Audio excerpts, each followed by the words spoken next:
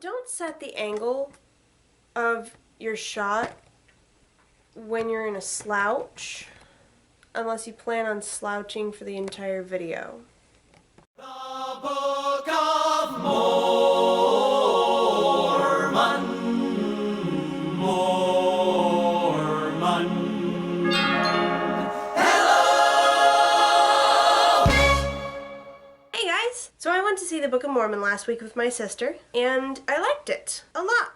It's a Broadway play about two 19-year-old Mormon kids that are going off on their 2-year mission. From a viewer standpoint, the musical was awesome. The songs were catchy and clever, the choreography was excellent, and it was written really, really well. It was very funny, and I do plan on seeing it again if I ever get the opportunity. The Book of Mormon is a work of religious satire. And all the way through, it generally seems to be poking fun at and pointing out the flaws in just religion in general. It was described as one of its creators as an atheist love letter to religion. And that fact is totally apparent throughout pretty much the entire musical. It is a work of satire which, by its very nature, offends people, especially if you happen to be a person that most people would consider religious. I have to admit, when I first heard the songs in the play before actually seeing it, and when I first heard the synopsis, I wasn't really sure how to take it. I knew it was satire, I knew it was from a different perspective, but it did seem to kind of strike a chord with me. But again, it is satire, and it's supposed to do that. Now, whether you decide to take offense at this musical or not is not the point. And while I don't necessarily agree with the conclusions that the play seems to come to about its main subject matter, it does tend to evoke some really excellent social commentary and bring up some really valid points about society.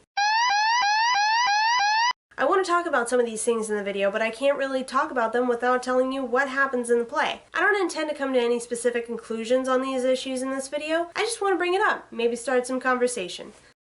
When you start to get confused because of thoughts in your head, don't feel those feelings. Hold them in instead. Turn it off like a light switch. Just go click. It's a cool little Mormon trick. We do it all the time when you're feeling certain feelings that just don't seem right. Treat those pesky feelings like a reading light and turn them off. In this scene, Elder McKinley is attempting to reassure Elder Price about his misgivings about whether he was really meant to come to Uganda. Misgivings which the play makes fairly clear were misguided to begin with. I like this song because it kind of brings to attention the one catch-all solution that everybody has to everybody else's problems. Don't worry about it. Stop thinking about it. Stop feeling the way that you're feeling. It seems like anytime one of our friends has any sort of emotional difficulties, we all tend to say the same thing to them. Ignore it. Pretend those feelings aren't there, and eventually they'll go away. Just turn it off. The events during the song make it perfectly clear that this is not working.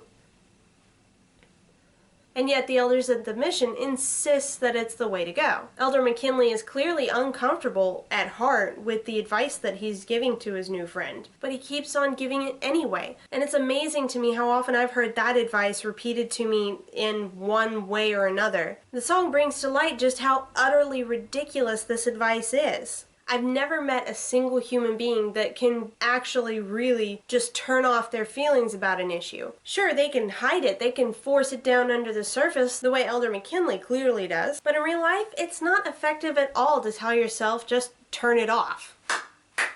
Because the way that we feel about a thing is oftentimes not connected to what we actually think about it.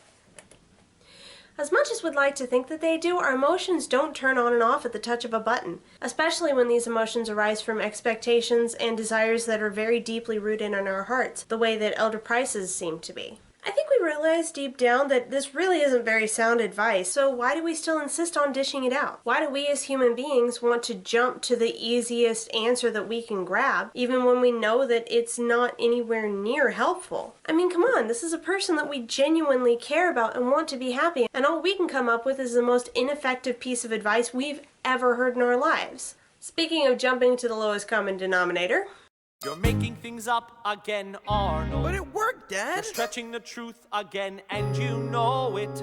Don't be a fibbing Fran Arnold. Joseph Smith? Because a lie is a lie. It's not a lie! You're making things up again, Arnold. Oh, You're conscience. taking the holy word and adding fiction. Be careful how you proceed. This is one of the bits in the musical where I kind of start to disagree with the message that it's sending. In this scene, Elder Cunningham, a pathological liar, is having trouble coming to the terms with the fact that he needs to reach these people and he doesn't know how. So he's just making up the bits of his Mormon doctrine that he doesn't know. It's suggested early on in the play that this is a problem that Cunningham has been struggling with all his life. It's very much looked down upon by his peers and the church elders, and especially by his father. I think what bugs me the most about this is that it's very accurate to life. The general mentality seems to be, well, if it doesn't hurt anybody. And I think the main problem that I have with this is that this seems to be the conclusion that the play comes to in the end, at least in regards to religion. If you fudge a few things here and there, give a message that does improve people's lives, then it's perfectly okay.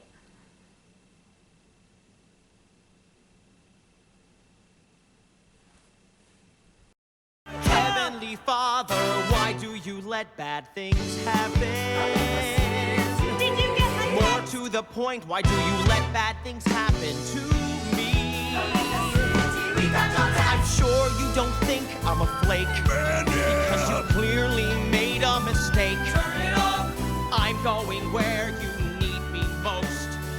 Okay, granted, this one isn't an entire point of the musical. It's in fact just two little lines. I honestly think this is one of my favorite points in the entire musical, but they bring up such a valid point. Coming from a Christian home, it kind of baffles me how so many people can turn away from the church, giving the reason that, well, if God is a just and good and patient God, then why does he let bad things happen in the earth? And I was amazed that they could let this drive them away from God when the reason always seems so simple and obvious to me. The funny thing is that most religions seem to have answers for why bad things happen in the world. The reality is that most of the time we're not thinking about other people. What we really want to know is, why did you let this happen to me? Elder Price grew up believing that if he did everything that he was supposed to do, he could basically get whatever he wanted from God. Again, I don't intend to go into any of that in this video. I mainly just wanted to point out the fact that I love this line for bringing up that point. I know what my own thoughts are about these issues, but that's not the point of this video. Mostly, I just intended to say that I love the fact that in this musical, the writers brought these things up. Then again, this play did come from the same minds that created Avenue Q and South Park. But yeah, all in all, Book of Mormon, good musical. Definitely go see it, just prepare to be offended. I've always had the hope that on the day I go to heaven, Heavenly Father will shake my hand and say, "You've done an awesome job, Kevin. Now it's our time to go out and set the world's people free. We can do it together, you and me, but mostly me."